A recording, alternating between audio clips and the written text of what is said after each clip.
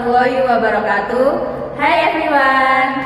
Perkenalkan, nama saya Veswidu Karmelani dengan NIM 11122000164. Saya Serly Devia Milta Aulia dengan NIM 11122200165. Saya Agnes Cipta Permatasari dengan NIM 11122000151. Kami bertiga dari Program Studi Ilmu Administrasi Negara, Fakultas Ilmu Sosial dan Ilmu Politik, Universitas 17 Agustus 1945, Surabaya. Nah, di video kali ini kami ingin menjelaskan materi mengenai hukum administrasi negara untuk memenuhi tugas evaluasi tengah semester yang diampu oleh Bapak Edi Wahyudi, SH, MSI. Yuk langsung ke videonya. Materi yang pertama yaitu mengenai pengertian hukum administrasi negara. Definisi hukum administrasi negara merupakan suatu cabang hukum publik yang mengatur hubungan antara negara dengan warga negaranya melalui lembaga-lembaga administrasi negara, yang mana ia mengatur bagaimana pemerintah menjalankan tugas-tugas administratif sesuai dengan hukum. Selanjutnya ada peran hukum administrasi negara dalam mengatur hubungan antara pemerintah dan masyarakat serta pelaksanaan fungsi administrasi negara. Yang pertama yaitu mengatur kewenangan. Maksudnya yaitu dengan membatasi atau mendefinisikan kewenangan lembaga pemerintah. Yang kedua yaitu menjamin transparansi. Maksudnya yaitu dengan menjamin prosedur administratif yang terbuka dan dapat diaudit. Yang ketiga yaitu memberikan perlindungan hukum. Maksudnya yaitu dengan memberikan perlindungan kepada masyarakat dari tindakan administratif yang sewenang-wenang. Untuk materi yang kedua yaitu mengenai ruang lingkup hukum administrasi negara. Adapun contoh mengenai ruang lingkup hukum administrasi negara seperti pembagian kewenangan antara lembaga pemerintahan, pembuatan kebijakan, dan pelaksanaan kebijakan.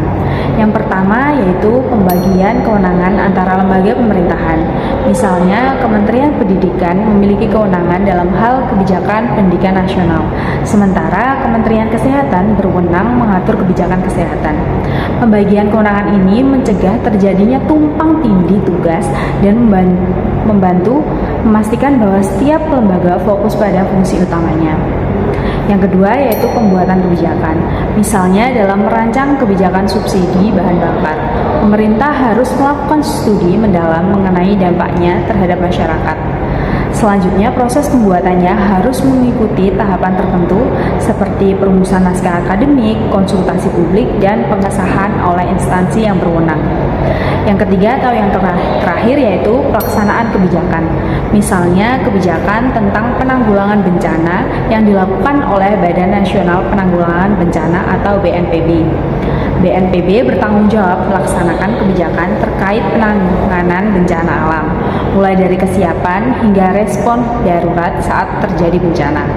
Adapun hukum administrasi negara dalam melindungi hak-hak warga negara dari tindakan pemerintah yang sewenang-wenang. Yang pertama yaitu penyediaan mekanisme keberatan dan banding.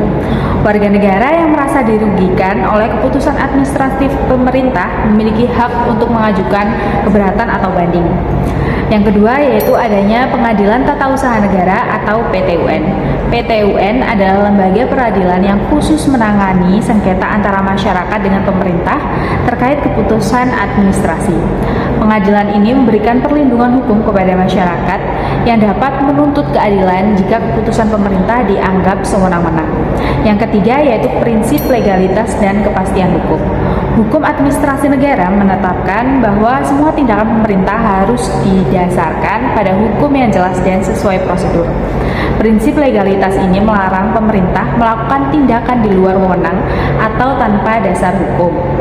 Jika tindakan pemerintah tidak memenuhi prinsip legalitas, masyarakat dapat mempertanyakan dan jika perlu menggugat tindakan tersebut. Yang keempat yaitu hak atas informasi dan transparansi. Hukum administrasi negara memberikan hak kepada warga negara untuk memperoleh informasi tentang proses pengambilan keputusan yang mempengaruhi mereka.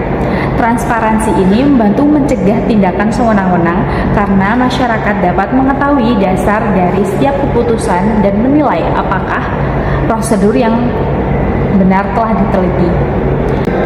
Materi yang ketiga, sumber hukum administrasi negara dan sumber hukum tertulis termasuk UUD 1945, UU, PP, Perpres, dan Perda. Dan sumber hukum tidak tertulis ada kebiasaan administratif dan jurisprudensi. Selain itu, sumber hukum tertulis undang-undang yaitu UU No 30 tahun 2014 tentang administrasi pemerintah. Yang kedua, peraturan pemerintah ada PP No 27 tahun 2014 tentang pengelolaan barang milik negara. Yang ketiga, sumber hukum tidak tertulis kebiasaan dalam penerbitan SK atau surat keputusan oleh lembaga tertentu yang telah diterima secara umum. Ada juga sumber hukum administrasi negara menjadi dasar bagi tindakan administrasi pemerintahan, yaitu sumber hukum administrasi negara ini baik tertulis maupun tidak tertulis berfungsi sebagai dasar bagi pemerintah dalam menjalankan tugas administrasinya secara sah, adil, dan terarah. Sumber hukum tertulis seperti Undang-Undang Dasar 1945, Undang-Undang, Peraturan Pemerintah, Peraturan Presiden, dan Peraturan Daerah memberikan kerangka kerja yang jelas dan rinci bagi pelaksanaan kewenangan pemerintah. UUD 1945 sebagai dasar konstitusi tertinggi menetapkan prinsip-prinsip hak asasi, pembagian kekuasaan, dan kewajiban pemerintah, sehingga semua tindakan administratif harus tunduk pada prinsip-prinsip konstitusional ini. UU dan PP memberi arahan lebih rinci tentang bagaimana lembaga pemerintah melaksanakan tugas operasionalnya sesuai bidang masing-masing, misalnya mengenai prosedur, kewenangan, dan hak-hak warga negara dalam hal pelayanan publik dan pengambilan keputusan administratif. Selain itu, sumber hukum tidak tertulis seperti kebiasaan administratif dan jurisprudensi juga melengkapi peraturan tertulis dengan memberikan pedoman tambahan melalui praktik yang diakui atau putusan pengadilan yang telah memiliki kekuatan hukum tetap. Kebiasaan administratif menjadi standar pelayanan yang diakui dan diikuti oleh pejabat publik, sedangkan jurisprudensi menjadi paduan bagi tindakan administratif lainnya dalam menghadapi kasus serupa. Materi yang keempat, prinsip-prinsip umum hukum administrasi negara. Prinsip-prinsip dasar seperti ini ada prinsip legalitas, prinsip dikresi, prinsip akuntabilitas, dan prinsip transparansi. Yang pertama, saya akan menjelaskan prinsip legalitas, yaitu semua tindakan administrasi negara harus berdasarkan hukum yang berlaku. Yang kedua, prinsip dikresi, yaitu penjabat administrasi memiliki wewenang untuk mengambil keputusan sesuai dengan keadaan tertentu namun tetap dalam koridor hukum. Yang ketiga, prinsip akuntabilitas adalah setiap tindakan administrasi harus dapat dipertanggungjawabkan. Yang kelima, prinsip transparansi, yaitu semua keputusan administrasi negara harus dilakukan secara terbuka dan jelas bagi publik. Selanjutnya ada contoh penerapan prinsip-prinsip tersebut dalam kegiatan pemerintah. Yang pertama, contoh prinsip legalitas. Contohnya dalam pemberian izin usaha, instansi terkait harus mengikuti ketentuan yang telah ditetapkan dalam undang-undang atau peraturan pemerintah. Contoh yang kedua, prinsip dikresi. Misalnya dalam keadaan darurat seperti bencana alam, seorang bupati dapat memutuskan untuk mengalokasikan dana bantuan segera meskipun tidak ada peraturan secara spesifik mengatur hal tersebut. Dikresi ini digunakan dengan tanggung jawab dan hanya dalam situasi yang mendesak untuk memenuhi kebutuhan mendesak masyarakat. Yang ketiga, prinsip akuntabilitas itu contohnya dalam penggunaan anggaran publik, setiap instansi pemerintah harus wajib membuat laporan keuangan dan mempertanggungjawabnya kepada BPK atau instansi terkait lainnya. Selanjutnya, contoh prinsip transparansi. Contohnya dalam proses pengadaan barang dan jasa, pemerintah harus membuka informasi tentang tender proyek kepada publik, seperti spesifikasi proyek, nilai kontrak, dan pemenang tender. Materi yang kelima, hubungan hukum administrasi negara dengan hukuman tata negara pada perbedaan dan keterkaitan antara hukum administrasi negara yang mengatur pelaksanaan tugas pemerintahan dan hukum tata negara yang mengatur struktur dan fungsi lembaga negara. Yang pertama ada hukum tata negara, yaitu cabang hukum yang mengatur struktur, fungsi, dan hubungan antar lembaga-lembaga negara. Fokus pada struktur dan organisasi negara seperti praktik pembagian kekuasaan, sistem pemerintah, dan hubungan antara lembaga negara. Yang kedua, hukum administrasi negara, yaitu mengatur pelaksanaan tugas pemerintah oleh aparatur negara dan hubungan dengan warga negara. Jadi, keterkaitan antara kedua ini adalah hukum administrasi negara dan hukum tata negara sama-sama bertujuan menjaga ketergantungan dan kepastian hukum dalam penyelenggaraan negara, namun dalam aspek yang berbeda. Contoh hukum administrasi negara dan hukum tata negara yang saling melengkapi dalam praktik pemerintah. Contohnya adalah Konstitusi UUD 1945 yang menetapkan kewenangan Presiden hukum tata negara. Sementara itu, hukum administrasi negara mengatur bagaimana Presiden menjalankan kewenangan tersebut seperti menerbitkan keputusan Presiden atau Kepres. Materi yang ke-6, fungsi dan contoh peran administrasi negara. Nah, bagaimana fungsi administrasi negara sebagai pelaksana kebijakan, pembuat peraturan pelaksana, dan penyedia layanan publik. Yang pertama, pelaksana undang-undang. Fungsi utamanya adalah melaksanakan undang-undang yang telah ditetapkan oleh badan legislatif. Yang kedua, pembuat keputusan administratif. Administrasi negara memiliki wewenang untuk membuat keputusan yang mengikat secara hukum dalam ruang lingkup wewenangnya. Yang ketiga, pelayanan publik. Administrasi negara bertanggung jawab atas penyediaan layanan publik seperti pendidikan, kesehatan, dan infrastruktur.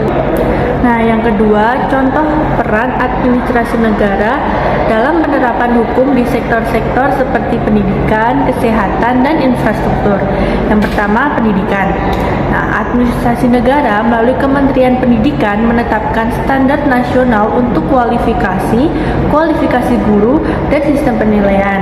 Standar ini diatur dalam undang-undang dan peraturan yang memastikan bahwa setiap sekolah memberikan layanan pendidikan yang berkualitas. Nah, yang kedua ada contoh peran administrasi negara dalam penerapan hukum di sektor-sektor seperti pendidikan, kesehatan, dan infrastruktur. Contoh yang pertama yaitu pendidikan. Administrasi negara melalui Kementerian Pendidikan menetapkan standar nasional untuk kualifikasi guru, dan sistem penilaian. Standar ini diatur dalam undang-undang dan peraturan yang memastikan bahwa setiap sekolah memberikan layanan pendidikan yang berkualitas. Yang kedua, kesehatan. Program seperti BPJS Kesehatan di Indonesia adalah bentuk peran administrasi negara dalam menyediakan layanan kesehatan yang terjangkau dan merata. Pemerintah membuat regulasi terkait pembiayaan hak pasien dan kewajiban fasilitas kesehatan untuk melayani seluruh lapisan masyarakat. Contoh yang ketiga, infrastruktur. Administrasi negara bertanggung jawab atas pembangunan dan pemeliharaan infrastruktur seperti jalan, jembatan, dan fasilitas umum lainnya sesuai dengan peraturan yang berlaku. Pemerintah mengawasi agar proses memenuhi standar keamanan dan lingkungannya. Materi yang ketujuh, tantangan yang sering muncul dalam pelaksanaan hukum administrasi negara yaitu 1. Otoritas yang lambat.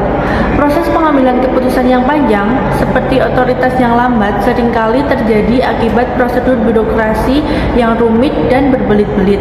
Proses yang panjang ini membuat waktu pengambilan keputusan menjadi lebih lama. 2. Otoritas yang berwenang.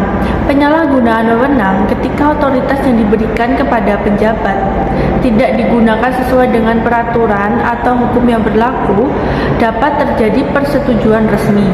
Ini bisa mencakup tindakan korupsi, kolusi, atau nepotisme yang merugikan negara dan masyarakat. Yang ketiga, kurangnya transparansi. Akuntabilitas yang lemah ketika kebijakan tidak dijalankan secara terbuka, sulit bagi masyarakat atau pihak eksternal untuk meminta pertanggungjawaban pemerintah. Tanpa transparansi, proses administratif rentan terhadap manipulasi atau penyimpangan. Nah, adapun saran tentang bagaimana tantangan ini dapat diatasi. Yang pertama, untuk mengatasi otoritas yang lambat, pemerintah dapat mengatur proses administrasi dengan mengurangi prosedur yang tidak perlu dan membuat alur kerja yang lebih ringkas. 2. Dalam meningkatkan akuntabilitas otoritas yang berwenang, pengawasan yang lebih kuat dan sanksi yang tegas perlu dilakukan untuk melindungi dan mencegah penyalahgunaan wewenang. Nah, yang ketiga, transparansi dalam administrasi negara harus diperkuat. Pejabat publik dan lembaga pemerintahan perlu melaporkan kegiatan dan hasil kerja mereka secara rutin kepada masyarakat.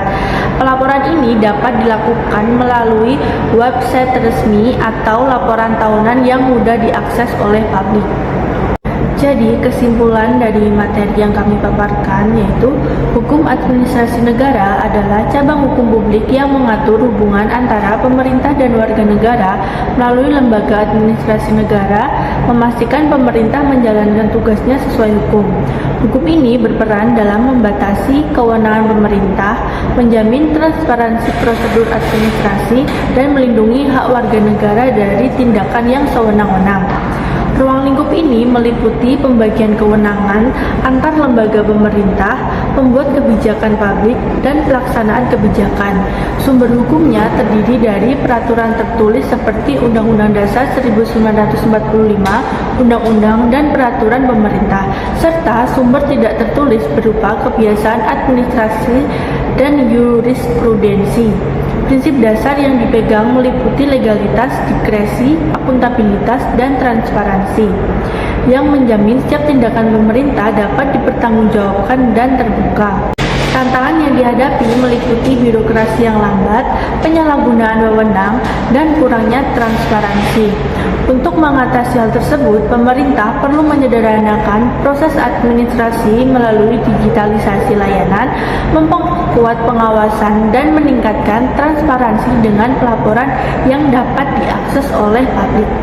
Hukum administrasi negara atau HAN sangat penting dalam menjaga keadilan dan keteraturan dalam administrasi pemerintahan karena berfungsi sebagai landasan hukum yang mengatur tindakan dan wewenang pejabat publik. Dengan adanya hukum administrasi negara, setiap keputusan dan tindakan pemerintah harus berdasarkan aturan yang jelas dan terukur, sehingga menghindari penyalahgunaan wewenang dan memastikan hak-hak masyarakat tetap terlindungi. Selain itu, hukum administrasi negara mengharuskan adanya transparansi dan akuntabilitas dalam administrasi pemerintahan yang membangun kepercayaan publik dan memastikan pelayanan publik berjalan secara adil dan terstruktur. Dengan kata lain, hukum administrasi negara menjadi pilar utama dalam menciptakan pemerintahan yang tertib, berkeadilan, dan berpihak pada kepentingan masyarakat. Nah, sekian dulu penjelasan materi mengenai hukum administrasi negara dari kami. Semoga bermanfaat. Terima kasih sudah menonton video ini sampai selesai. Kurang lebihnya kami mohon maaf jika ada kesalahan kata. Wassalamualaikum warahmatullahi wabarakatuh. Dadah. Aku pulang tanpa beban, ku terima pengorbanan. Oke teman-teman, terima kasih sudah